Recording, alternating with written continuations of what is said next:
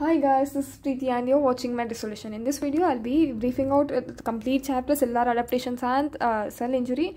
All the cells, like each and our body is made up of millions of cells. No, each and every cell will be in a homeostasis condition. Whenever there is a stress or any stimulus applied on the cell, it undergoes adaptation. And these adaptations may be hypertrophy, hyperplasia, atrophy, metaplasia, or dysplasia. All these things will be cellular adaptations. If the cell fails to adapt, then it becomes a cell get injured. Injury will be reversible and up to certain limit. When there is a point of return is reached, it undergoes irreversible cell injury. Irreversible cell injury is nothing but a cell death. Cell death may be again up to apoptosis or necrosis. It may be apoptosis or necrosis. Necrosis is associated with the inflammation, whereas apoptosis it will not have any inflammation or anything. That will be dealing with further in the video. Consider a person consuming normal person will be in a homeostasis. He starts consuming alcohol is a stress. It acts as a stress. Then in the liver cells will be hepatocytes. It undergoes, so there is a changes in the hepatocytes. If there will be fatty changes in the liver, these fatty changes will be reversible if the person leaves drinking, stops the drinking alcohol. This is known as reversible cell injury. If it doesn't stop and it becomes a chronic for a long duration, it becomes cirrhosis of the liver, which is irreversible damage of the liver. This is an example I gave, I own my own example. Then we come for the progression impairment of the cells. There will be stages. Stage 1, first it tries to adapt, then it becomes reversible cell injury. If further still not stop the stress is not withdrawn, again it becomes irreversible cell injury. Finally it will be cell death. It may be necrosis or apoptosis, as I already said. First adaptations we come. Hyper, more than normal. Trophy, size, more than normal. Cell size is more than normal. Hyper, more than normal. Plasia, number, more than normal number. The cell number will be increased. Cell in order to cope up with the stress, cell size will be increased. Cell number will be increased. Atrophy, there will be decrease in the size or number. It may be both or any of these. This is atrophy. Metaplasia. Meta means change, change in the transformation of one adult form of cell to the other adult form of cell. Example, cigarette smokers will be having in trachea, everyone will be having the pseudostratified ciliated columnar epithelium. In place of that, normal respiratory epithelium is replaced by the squamous epithelium, that is known as squamous metaplasia. Finally, which cells is replaced, that name will be that squamous cells are replaced. So squamous metaplasia we call. Dysplasia means disorder development. You can see in the malignant conditions. Then hyper means increase. There is you can see with the images, that is a normal cell, it increase in the number of the cell. This is known as hyperplasia. In normal cell, the increase in the size of the cell is known as hypertrophy. And then normal cell, decrease in the cell size is known as atrophy. This is hypertrophy. Increase in the size of the cell, decrease in the size of the cell is known as atrophy. All these changes you can see in the uterus. During the pregnancy, there will be hyperplasia and hypertrophy in order to increase the size and shape. Whereas after the pregnancy, after parturition, there will be atrophy. This normal columnar epithelium cells converted into squamous cells. So we call the name of the transformed cells. This is squamous metaplasia. And the display, in order to call this dysplasia, we have to manage the 7 features which should be there in the dysplasia. That is, there should be 7 features in order to say that a cell undergoes undergone dysplasia. The normal cell will be normally orderly cells will be arranged, whereas in dysplasia there will be increase in the number of layers and disordered arrangement. One point I will say, that is a disordered arrangement of the cells. A disordered arrangement of the cells, normal cells has converted into this disorder arrangement of the cells, not normal like that. Disorder arrangement of the cell, this is 1 point over. And then there will be increased nucleus cytoplasmic ratio. This is a cell that it contains nucleus. Nucleus how much contained divided by cytoplasm, this entire thing if we divide. If it is more nucleus cytoplasmic ratio will be more in the dividing cells. Now if you want to undergo cell division, it has to distribute the DNA into the DNA or nucleus into both the cells, so it has to be increased. So nucleus ratio will be, nucleus and cytoplasmic ratio, that is numerator increase means the whole thing will be increased. So nucleus cytoplasmic ratio will be increased in the dividing cells. So nucleus cytoplasmic ratio is increased in this condition.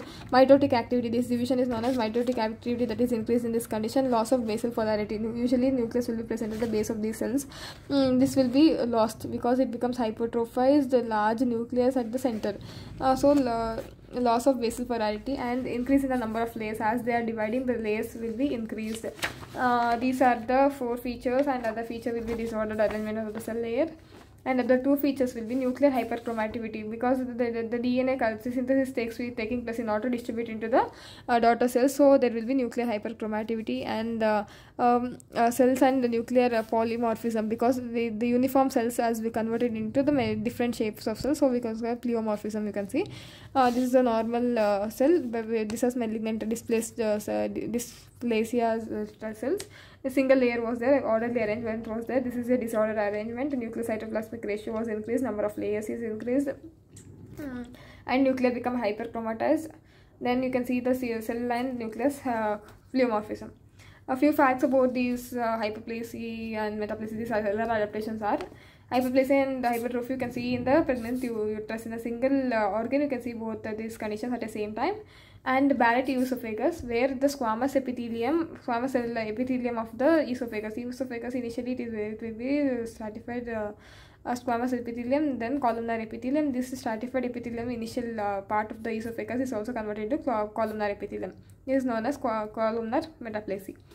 And finally, if the cell fails to adapt, then it undergoes reversible cell injury. That becomes continuous and progressed.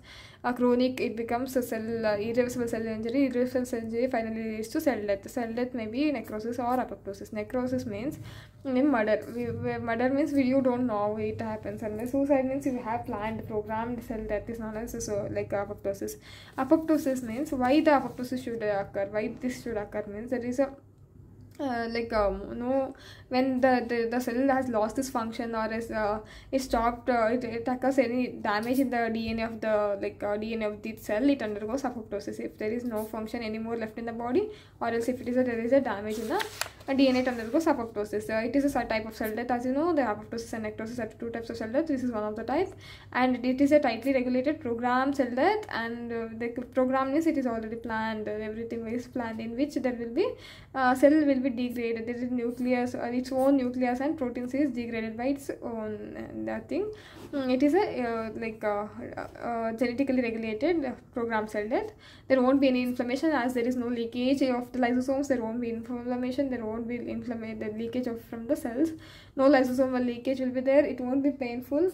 If it is painful now, each and every time the cells are shedding from the skin, surface of the skin, it will be painful. Means it is so difficult for our life, to lead our normal life. It is painful if every time we get to know the thing. As it is no inflammation, no pain. So the pain is a sign of inflammation, so there won't be any pain.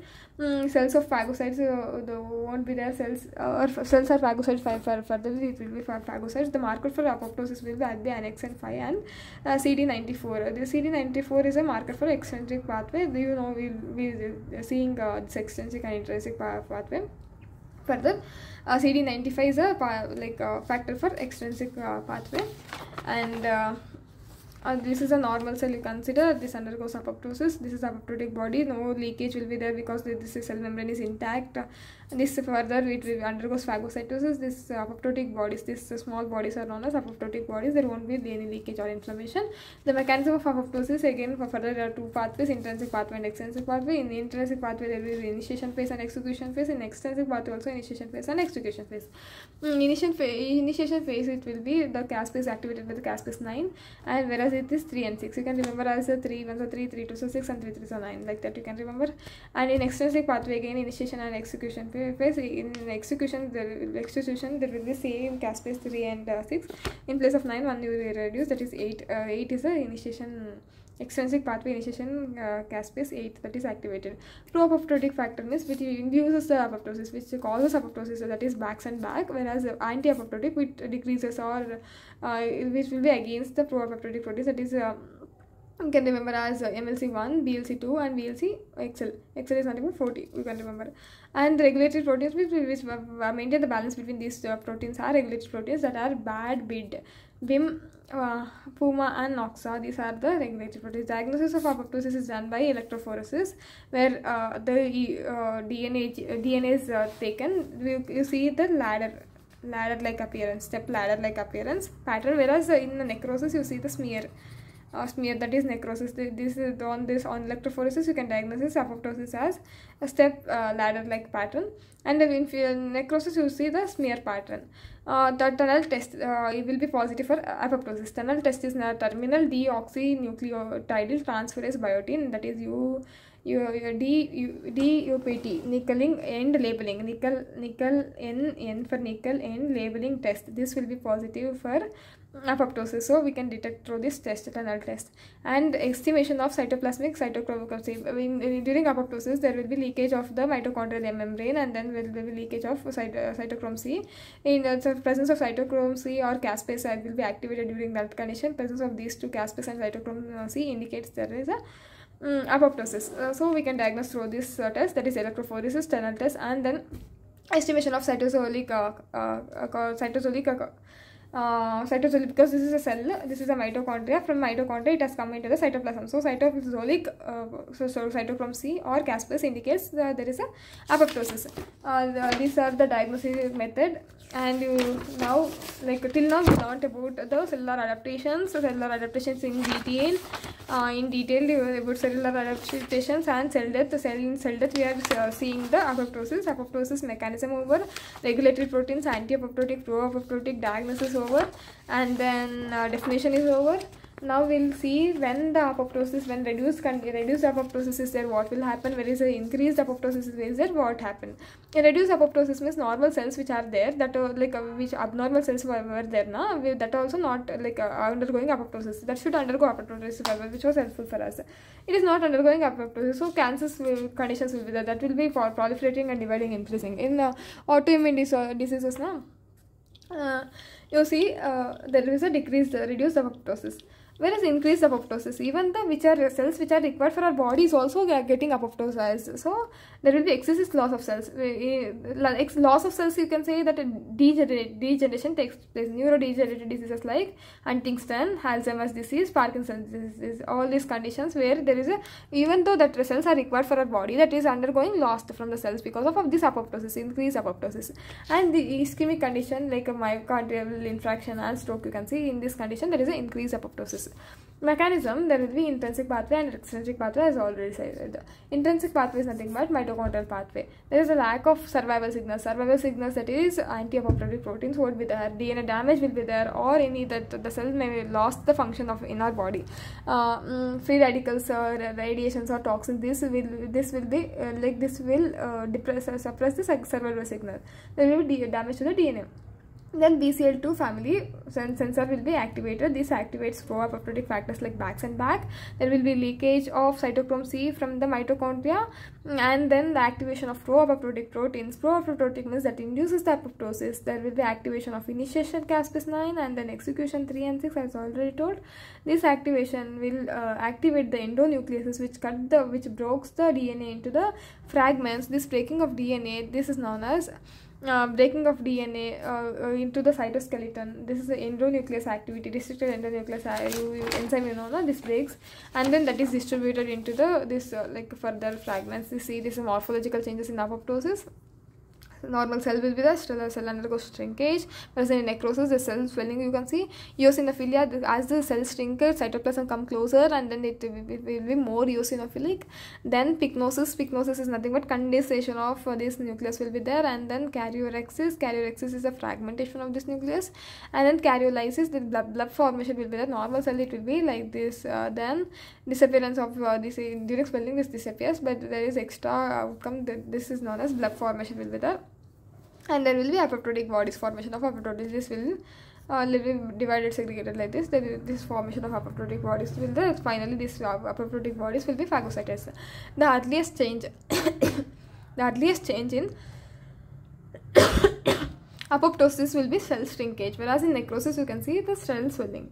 Here cell shrinkage is the earliest change, and the characteristic feature of this apoptosis is there nothing but pycnosis and karyorrhexis, which are nothing but condensation and fragmentation of nucleus, is the characteristic features of apoptosis.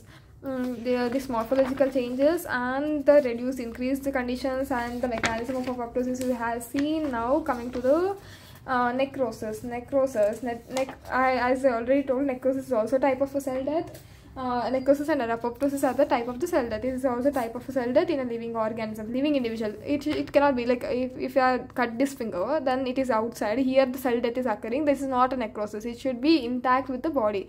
Then it undergoes cell death. That only then we call this as necrosis.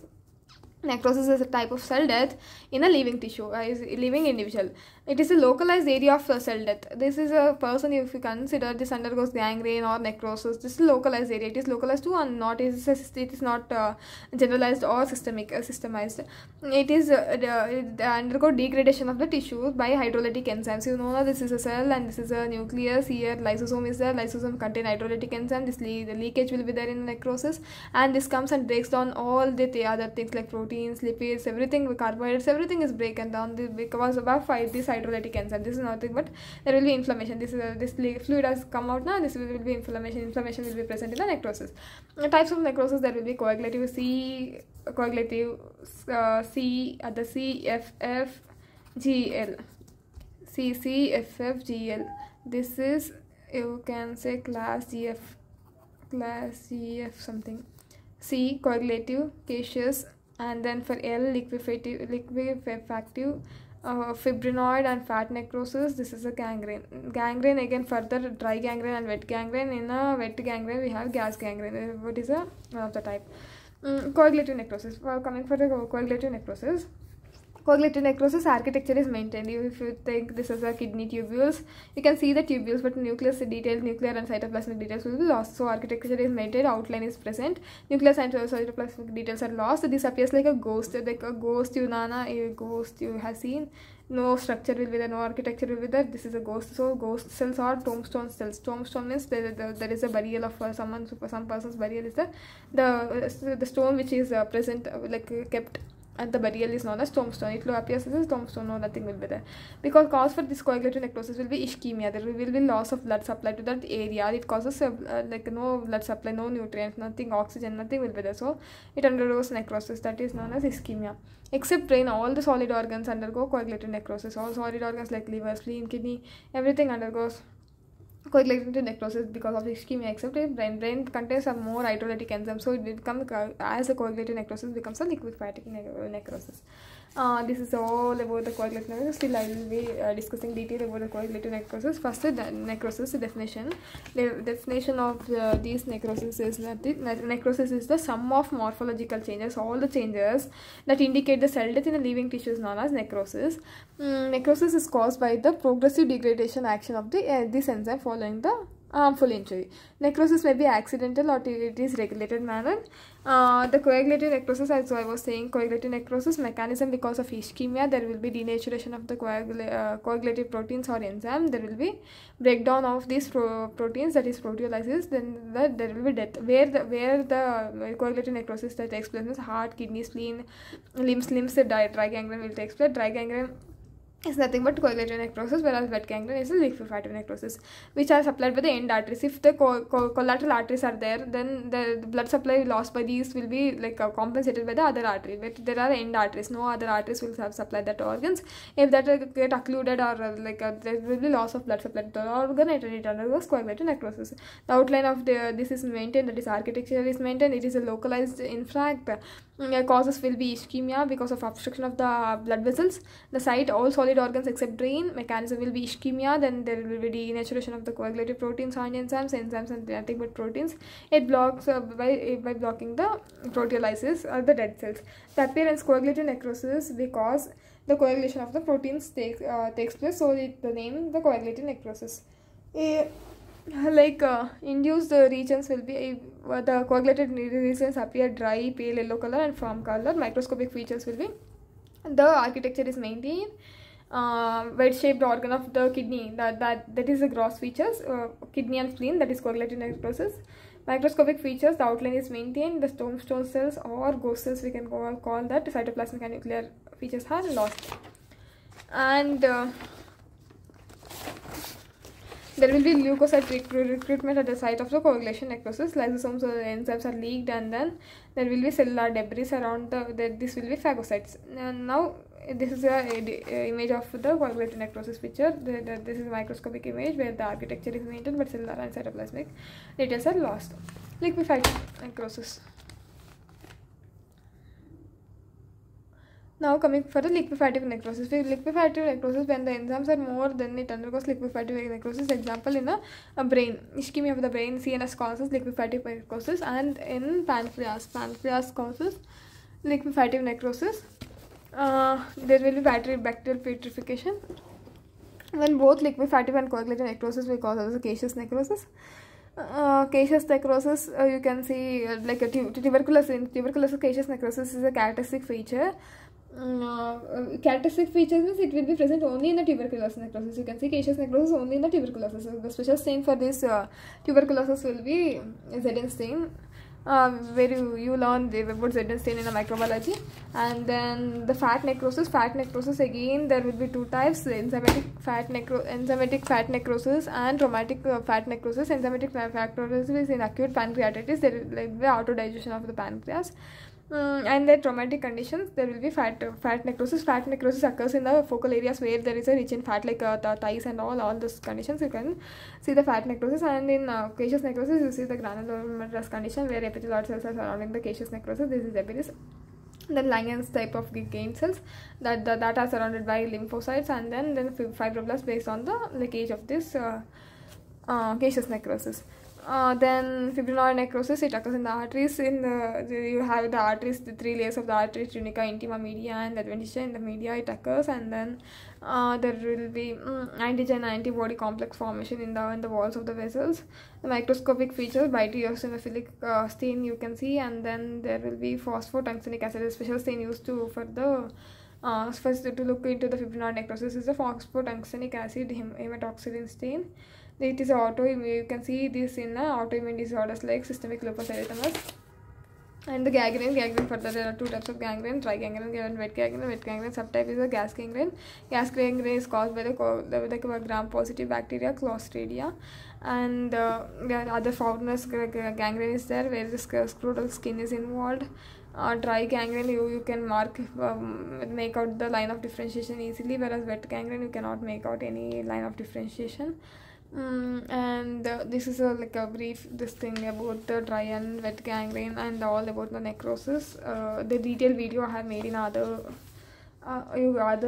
video. I have said about the said in detail. If you want, you can go through the playlist. This is as it is a one short video. I am saying only the briefing only this thing. The difference between the necrosis and apoptosis. In apoptosis there will be cell shrinkage, whereas in necrosis cell swelling will be there, ear blood formation will be there, and then the apoptotic body formation ear it won't be there.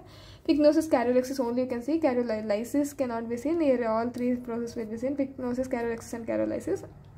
It involves single cell or a group of cells. It is always a group of cells. There won't be inflammation as there is no cell membrane damage. It is cell membranes are intact. So no inflammation is there, so no pain will be there. Here pain will be there. Cell membrane are ruptured, so cytoplasmic leakage will be there. No cytoplasmic leakage will be there. Apoptosis means this is for, as the literal name says, this is a fall off or dropping off. Apoptotic bodies will be formed here. Here no apoptotic bodies formed. Tunnel test will be positive in apoptosis. In necrosis no tunnel test positive. In electrophoresis it appears a step ladder like appearance. Here there is this smear like appearance. So this is all about the difference between the necrosis and apoptosis. And next we will come in for the free radicals. Free radicals are nothing but the any like elements, atoms, molecules, anything which have the outermost orbit. It should be paired electrons. That is normal element or metal. If it is unpaired electron, one vacant electron, the vacant valency is there, means that is a free radical. We will go and destroy other these things also. We have to be careful with the free radicals. Antioxidants are used to prevent or scavenge the free radicals. Free radical definition is nothing but the unstable compounds with have single unpaired electron in the outermost orbit. You can see like free radicals are increased during a chemical injury, radiation injury, ischemic reperfusion. All these cases are free radicals are induced. This is normal cell. This loses one electron and then becomes the free unpaired electron. That is not free radical. Free radical property, they are unstable. They goes and destroys other animals. They have autocatalytic reaction. That means they react with the other molecules and convert them also into the free radical. When there is exclusive free radical, means when there is a lots of production of free radical and the degradation of free radical is less, then there will be exclusive free radical production. Types of free radical: oxygen derived free radical, nitrogen species, and other free radicals. Other free radicals are CCl4, it becomes CCl3, and other free radical. This is a free radical. And nitrogen derived species: nitric oxide, nitrate, nitrogen dioxide, peroxynitrate, and these are the nitrogen derived free radicals. Oxygen derived species like superoxide, hydrogen peroxide, and hydroxyl ion. Hydroxyl ion is the most powerful free radical, and superoxide is like when the oxygen enters into the cell, then it undergoes like incomplete oxidation to form a superoxide anion. These are the oxygen derived free radicals. The mechanism for production of free radicals will be when the normal mitochondria requires oxygen for the energy, oxygen for the energy to produce the energy. There is a redox reaction will be taking place in order to provide the for energy. There will be production of reactive oxygen species. There is a small amount during every process. Normally it will be small amount of free radicals are produced, but during some partial reduction condition, then oxygen enters, it undergoes partial reduction to form superoxide. Then superoxide, from superoxide dismutase, it forms hydrogen peroxide. Hydrogen peroxide undergo Fenton reaction in order to produce the hydroxyl ion. Hydroxyl ion is the most powerful free radical. The nitric oxide combines with the oxygen to form peroxynitrate. Then this reactive oxygen species produced will be produced in the phagosomes and phagolysosomes, mainly because of neutrophils and macrophages. Mainly in the neutrophils and macrophages, these phagolysosomes are being formed, and then they are produced. In mitochondrial respiration, this production of this free radicals is known as respiratory burst. NADPH full form you need to know, many will be not knowing. You simply say NADPH, that is nicotinamide adenine dinucleotide phosphate. This is the full form of NADPH, and then we see how these free radicals have been produced. This is a mitochondria. Oxygen enters because during this stimulus like inflammation, cell injury, reperfusion injury, all these conditions, oxygen normally entering and then producing the energy ATP. In this condition, it undergoes incomplete oxidation to form superoxide. Superoxide, and in presence of superoxide dismutase, it forms hydrogen peroxide. Hydrogen peroxide undergoes Fenton reaction to form hydroxyl ion. Hydroxyl ion is the most powerful free radical. It destroys the lipid peroxidation on the lipid membrane, and for fatty acids membrane is destroyed, and then protein degradation causes the misfolding of the protein, and DNA undergoes mutation or breakdown. These are the causes for the free radical damage, and this will be the pathological effect of the free radical damage. And phagolysosome will be phagosome plus lysosome. This is a reactive oxygen species, production of leukocytes. Oxygen will this is a phagolysosome. Phagosome and lysosome combine to form phagolysosome. Oxygen enters this myeloperoxidase releases chloride. Oxygen will be converted to partial reduction. Superoxide is formed. Superoxide dismutase. Using superoxide dismutase, hydrogen peroxide is formed. It combines with a chloride ion released from the myeloperoxidase to form a chloride, hypochlorite ion. Hypochlorite will further destroy. This is vacuole will be present in leukocytes and macrophages. The pathological effects of free radicals, it activates both necrosis and apoptosis. So the cell death will be there, lipid peroxidation, so membrane damage will be there, DNA damage will be there, cross-linking or modification of protein changes will be there. There will be change in the enzymatic activity, as all the enzymes are proteins in nature. This is all about the free radicals. Now we coming for the antioxidants. In order to prevent the free radical damage, we have to use the antioxidant. Antioxidants, they protect the free radical by spontaneous decay or free radical scavenger system. Hydrogen peroxidase is there. Hydrogen peroxidase, this is a free radical. So for oxygen derived free radical, this has to be neutralized. It will become water and oxygen, nascent oxygen, with the help of catalase enzyme. This catalase enzyme we usually present in the RBC. You might have seen catalase test where bubbles are formed. Because of this release of this nascent oxygen, bubbles are formed. And superoxide dismutase, superoxide ion, in presence of superoxide dismutase, it is converted into hydrogen peroxide. Hydrogen peroxide, again in presence of catalase, it is converted into nascent oxygen and water, which are less harmful. Then glutathione peroxidase is also other enzymatic antioxidant, which neutralizes the hydrogen peroxide, hydroxyl ion, and acetylmorphine, that is iron. Iron and copper increases the free radical and causes the tissue damage. So ferritin, this carrying proteins will be acting as antioxidants. Now, antioxidant, there are two types of antioxidant, endogenous and exogenous. Endogenous means that are present inside the body. Exogenous, that should be taken out from the body, like taken as a diet, like vitamins. We all vitamin A, C, E. That is, vitamins means, as the name says, like vitamins we have to take from the outside of the body. That is, vitamins is also known as ascorbic acid. A, C, E vitamins. This acts as antioxidants. And then crystalline and glutathione, these are sulfur containing substances which act as antioxidants. Endogenous means these are present inside the body. As I already said, copper and iron will cause the free radical to produce, and then the damage to the tissues. So in order to bind for the iron, there will be ferritin, and then ceruloplasmin for copper, and transferrin for an iron. It all, and albumin, these are the binding proteins, so prevent the free available of iron and copper, so prevents the free radical damage. Enzymatic superoxide dismutase catalase and glutathione peroxidase.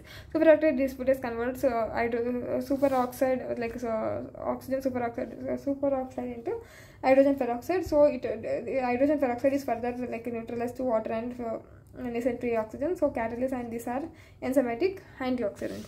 This is a Fenton reaction where iron +2 condition is becoming +3 by losing the 1 electron that is gained by the hydroxyl ion to form hydroxyl free radical, which is the most powerful free radical.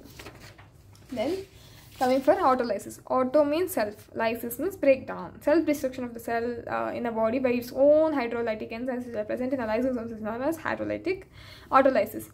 This is a post-mortem change. As the body, as there is a death of the patient, there will be death, so there will be release of this lysosomal leakage will be there. These enzymes will come and then destroy. This will be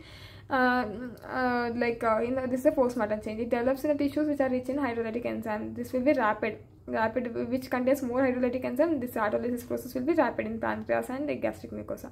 It will be slow in heart, which contains less hydrolytic enzyme, heart, liver, kidney, and fibrous tissue. Microscopic features of autolysis will be cellular details will be lost. It appears homogeneous eosinophilic cytoplasm. This is all about the autolysis.